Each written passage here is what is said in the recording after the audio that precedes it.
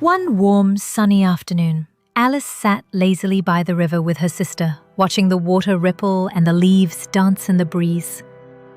She sighed deeply and whispered, "How boring this is. I wish something exciting would happen."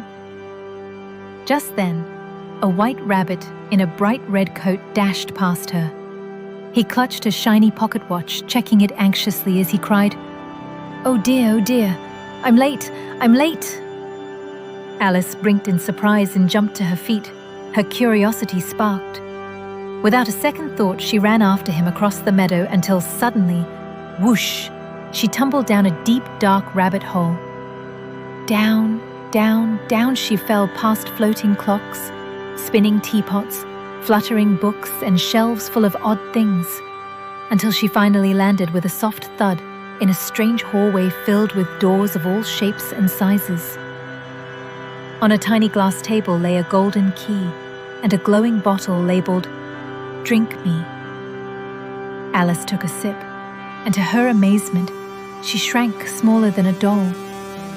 Then she nibbled a little cake, and in an instant, she grew so tall her head touched the ceiling.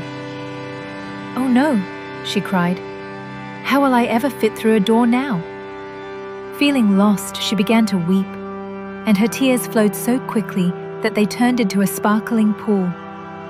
Soon, she was swimming alongside a duck, a mouse, and even a dodo bird, who all chattered curiously.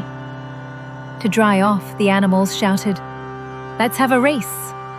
Around and around they ran in circles, splashing and laughing until everyone collapsed with joy, and Alice clapped happily at the silliness of it all. Her adventure continued as she came upon the White Rabbit's cottage. Hoping to find answers, she slipped inside, but after nibbling another piece of cake, she grew so large that her arms and legs stuck out of the windows. The poor rabbit squeaked in alarm, "Help! Help!" and scurried away. Escaping into a magical forest, Alice met a wise blue caterpillar sitting atop a mushroom. He puffed smoke rings and asked in a slow, dreamy voice, "Who are you?" Alice hesitated. After so many changes in size, she wasn't sure anymore. With a knowing smile, the caterpillar handed her a piece of mushroom. "One side will make you taller. The other will make you smaller," he explained. "How useful," Alice exclaimed, carefully tucking it into her pocket. Deeper in the forest, she saw something even stranger. A wide grin floating in the air. Suddenly, the Cheshire Cat appeared, his striped body fading in and out of sight. "Where are you going?" he purred mischievously. But before Alice could answer, he vanished into thin air, leaving behind only his grin. Soon, Alice stumbled upon a long, messy tea table, set with teapots, cups, and plates stacked every which way.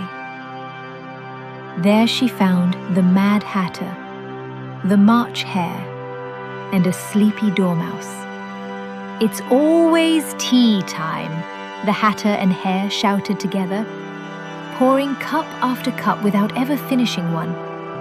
They sang silly songs, told nonsense stories, and asked riddles that had no answers at all.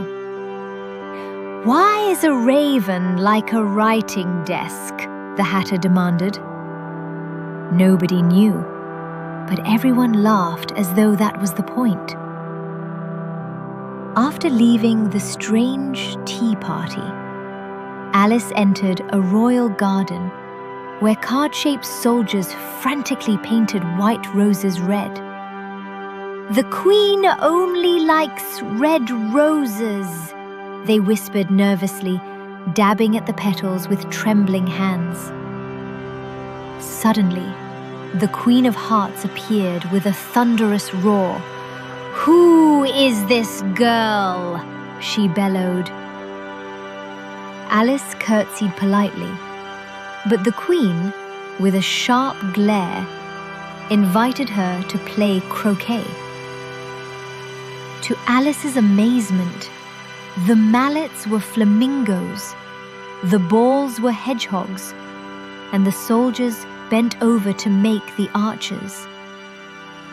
Alice laughed at the absurd game, though the Queen scowled furiously at every turn.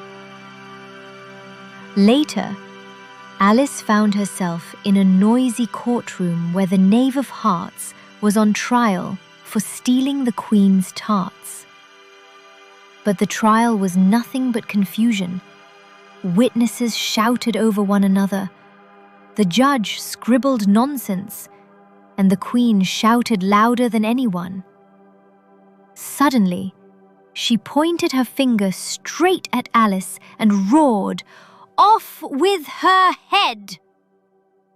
The card soldiers began to march toward her, their steps echoing like thunder, when, just then, the whole scene began to fade away.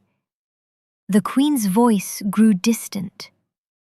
The cards fluttered like leaves in the wind, and Alice blinked her eyes to find herself lying safely back on the riverbank beneath the shady tree. She stretched, rubbed her eyes and smiled, realizing it had all been a dream. Her great adventure had taught her something precious. Curiosity can lead to the wildest adventures, but no matter how far you wander, there is truly no place like home.